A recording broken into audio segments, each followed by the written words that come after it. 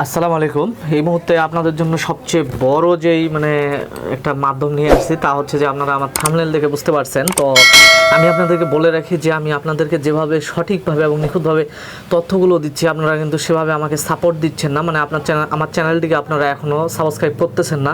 তো অনুগ্রহপূর্বক চ্যানেলটিকে সাবস্ক্রাইবার করবেন। তো আমি আপনাদেরকে বলি যে আজকে আমি যে বিষয়টা নিয়ে আপনাদের সাথে ডিসকাস করব তা হচ্ছে যে আপনারা যে ইতিপূর্বে গর্ভবতী ভাতা আবেদন করেছিলেন এর কিন্তু একটি চূড়ান্ত তালিকা প্রকাশ হয়েছে এবং এই তালিকায় আপনার নামটি আছে কিনা এটি আপনি কিভাবে দেখবেন আমি এখন সেটা নিয়ে আলোচনা করব। তো তার আগে আমি আপনাদেরকে বলি যে যারা আপনারা এই গর্ভবতী ভাতাটা হচ্ছে জানুয়ারি মাসে আবেদন করেছেন তো তাদের কিন্তু অলরেডি একটা লিস্ট চলে এসেছে এবং যারা ফেব্রুয়ারিতে আবেদন করেছেন তাদেরও একটা লিস্ট হয়েছে এবং যারা মার্চে বা এপ্রিলে বা মে মাসে আবেদন করেছেন তাদেরও কিন্তু একটা লিস্ট হয়েছে। তো আশা করি যে সবাই কিন্তু পর্যায়ক্রমে আপনারা ভাতাটা পেয়ে যাবেন। তো আমি কিন্তু এর আগের আমার যে ভিডিওগুলো ছিল সেই ভিডিওগুলোতে আপনাদেরকে বলেছিলাম যে আপনারা জুন মাস অথবা জুলাই মাসে আপনাদের যেই গর্ভবতী ভাতার টাকাটা এই টাকাটা কিন্তু পাইতে পারেন। এর আগে অনেকজন ইউটিউবার বলছে যে আপনারা হয়তো মে মাসে পাবেন, মার্চে পাবেন বা ইয়া পাবেন, এরা বলছে যে হচ্ছে ভিউ বাড়ানোর জন্য। এবং আমি যেই ভাতা বিষয়ে ভিডিওগুলো তৈরি করি আমি কিন্তু সুনির্দিষ্টভাবে আপনাদেরকে বলি যে এতদিনের ভিতরে আপনারা টাকাগুলো পাইতে পারেন।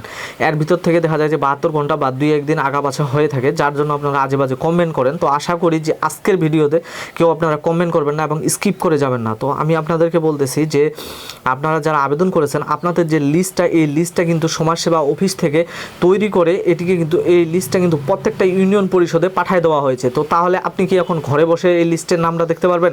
ইম্পসিবল। এটা কিন্তু এখন ঘরে বসে দেখার মতো এখন পর্যন্ত এই লিস্টটাকে ফাইনালভাবে পুরোপুরিভাবে আপলোড করা হয়নি। তবে আশা করা যাচ্ছে যে সামনে থেকে এই লিস্টটা হয়তো ওয়েবসাইটে আপলোড করা হবে। ওয়েবসাইটে যখন আপলোড করা হবে তখন আপনি কিন্তু ঘরে বসেই এই লিস্টের নামটা আপনারা দেখতে পাবেন।